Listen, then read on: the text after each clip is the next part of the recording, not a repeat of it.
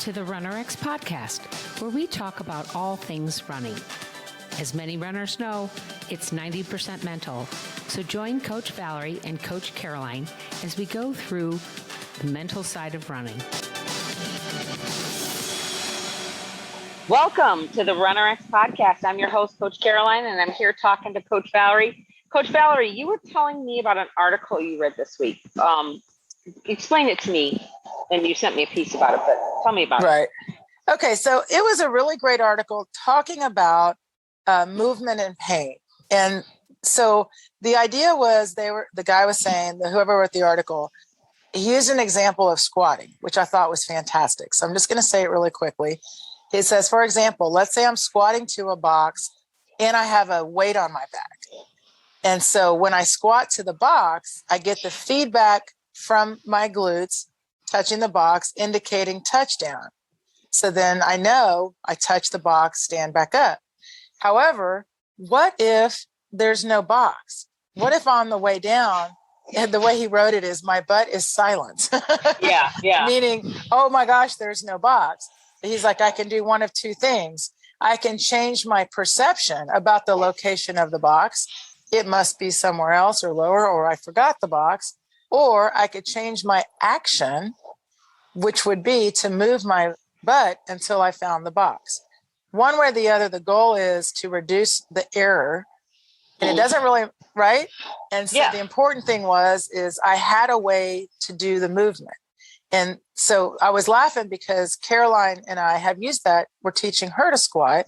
Yeah. And I use a box to teach her. So when I read that, I was like, wow. Basically what in the way I read it, of course, is that, and he says, getting better at movement is therefore very much about improving your internal models for what is movement, what is the sensory feedback I get for the movement. And in order to learn this, I need to make mistakes so I can correct these mistakes. And that's how I get better. And so obviously we're not going to tell people, oh, get better when you have a weight on your back. That sounds silly. So, right. But we teach, the idea though, is I teach you with a box. First, I teach you here where the box is, but even more than that is how to do the movement. We're not just putting a random box down and saying, sit on it and stand up. We're actually saying to you, here's how you sit. And then when you feel that box, squeeze your butt and pop up, right? Then we teach you the action of what the squat is so that eventually we can remove the box and you can do a freestanding squat. And so it's not even about, we didn't care whether you even could squat or not. We were like, let's just make sure you understand what a squat is. Right. And when you sent that to me, and of course I immediately connected with it. What I was wondering though, is this idea of when I am squatting, if the box isn't there or if it's lower than I expected, I'm anticipating, like he said, you're anticipating, oh, where's the box, right? So you're doing an action in anticipation of that box being there, which isn't necessarily the correct movement or isn't necessarily the correct action. Is that what happens when I'm anticipating the ground or I'm looking for the ground when I'm falling? Or just in running in general, yes. Yeah. When I'm because you've mentioned it before, even when I'm running or anybody or any of our students are running, that you can see their intention is to look for the ground. You can see it in their foot. You can see it in their action. You can see it in their upper body that they're looking for the ground. Is that kind of the same where my perception is I'm looking for it. I'm looking for that safety of the box. I'm looking for the safety of the ground. Correct. Okay. And how no, it's exactly right. And that's why I like that article so much. Right. Is because I teach strength training as well. I'm a strength coach and I'm a running coach. And I tell people, you don't even realize that you are hesitant of leaving the ground because the focus in so many people's run, and this is one of the top questions we get, where do I land my foot? Right. And we're like, landing your foot is like setting yourself up to squat the rest of your life on a box. Exactly. That's what we want to be really careful of, is that if you're thinking about landing, then your whole run is about the ground. You're looking for the ground. You want to be on the ground. You want to feel the ground. And it's funny when we say that, because you're probably thinking, no, I don't. Because I said that too when I was first learning. But the reality is that that's exactly what you are doing, because you're thinking only about where you're putting your foot down. Well, and that's so interesting, because I was going to say, before you get into where we want you to be, because I can relate this to my squatting. And guys, I've tried squatting lower. I've tried squatting without the box. And usually when I've been out for a little while, I've taken a little too much time off, I'll stop and go get the box, because I can feel the squat. I can feel I'm like leaning forward, right? I'm not squatting. Well, you can feel you've got movement errors. Yeah. Regardless of what they are. Right. And so I get the box to kind of reset my body so it knows how to move. But I do totally understand this idea that eventually that box has to go away, because I'm actually using it as a crutch. I need my body to begin to know what the movement is without the box. Is that correct? Correct. Okay. And so then what do you want for us as runners? You want us to not look for the ground. You want us to not care about landing. You want us to just trust it's there and our movement is correct? Right, which is why we teach pulling, why we teach the action of leaving the ground. So it's the same thing as squatting. Once you know how to squat, right? And guys, this is important, because you're going to squat the rest of your life. You're going to sit up and down the toilet. You're going to get in and out of your car, right? And not that you want to just, close your eyes and just squat. But the idea, though, is that the movement of the squat is what you should learn.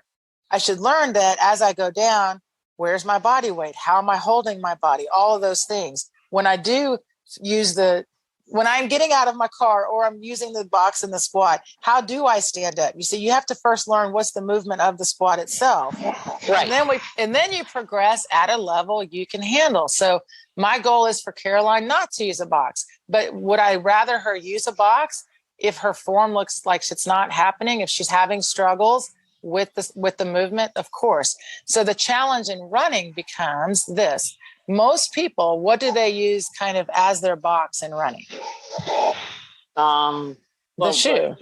The shoe, right? Okay, I was going to say. So then they staying on the ground, right? But just in general, we're going to go with what equipment do people use in running generally? The shoes, 100%. The shoe, right? So then, what's the answer? They made the shoes higher.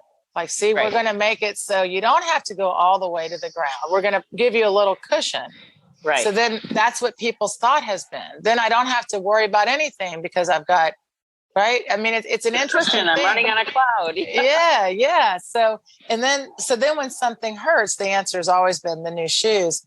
And then my point is that we have to get away from, it's okay to need the box in your squat. It's okay to need the shoe in your run to a degree because we want your feet to be protected. But when you first learn how to do running and how to start changing your relationship with what running is and learning how to hold your body in the right spot and learning how it feels correct, then what we tell you is we'll help you to kind of put the box a little bit lower and then eventually remove it in a really nice progressive way. But it was just so great to see that it's okay to need the box, right, for the squat. It's just the same way, like in the running, it's okay in the beginning to think it's the shoe. I tell people that and to wonder about landing. But then let us show you how it really happens. And all of a sudden we take that, it's like taking the ground away, right? Right. That's what I was going to say. So you were explaining that to our students recently, right? In a call with them. How did that go? How did you explain that? I did exactly. It was really nice because we were on a Zoom. And so I said, if anyone has a chair nearby or a couch nearby, or even just knows how to squat. So I actually had everyone do that a few times, to sitting on the chair or on the couch, and then just standing up without any cueing of movement. Just, hey guys, sit on the couch and stand up. And how there was no effort in sitting on any of them. Everybody sat relaxed. They knew exactly where their chair was, if you will. So then I said, okay, now if I didn't say anything and there's no chair, so turn your body around.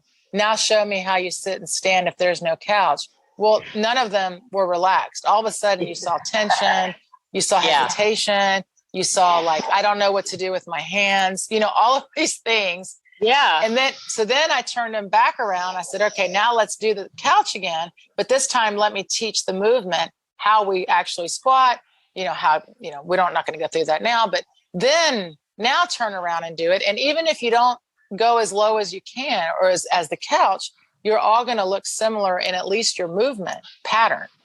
And it was a completely different exercise.